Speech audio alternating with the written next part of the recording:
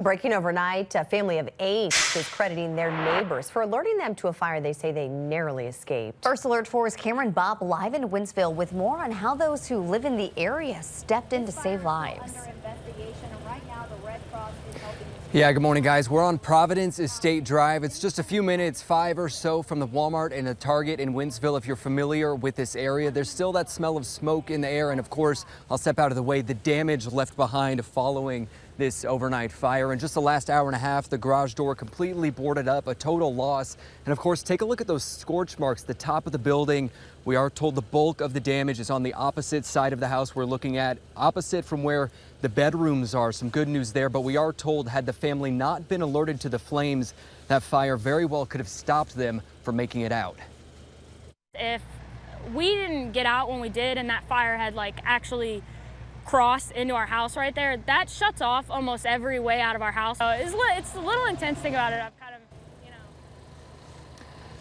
All right, it was just about 11:30 last night. Firefighters were called out to Providence Estate Drive here in Wentzville, and when they got here, they were met with heavy smoke. First Alert 4 cameras. I was actually playing some video games with some of my friends, and we were about to get off, and I just heard the doorbell going crazy. I was like, who is ringing our doorbell right now? And he basically just saved our entire family. At the end of the day, we had some other neighbors come in with fire extinguishers trying to make sure if there's anybody in the house. Now, we are told all 8 occupants in here were able to make it out, including a child, several cats and dogs as well. That resident we just heard from, they say most others in the house were fast asleep when that fire started, but luckily that neighbor rang the doorbell. That's who she was referring to. And it was the help of that one neighbor who just happened to be walking his dogs and saw the flames. They give them credit for waking the family up. Now, Clara also tells us that her father was taken to the hospital for smoke inhalation, but he is expected to be okay.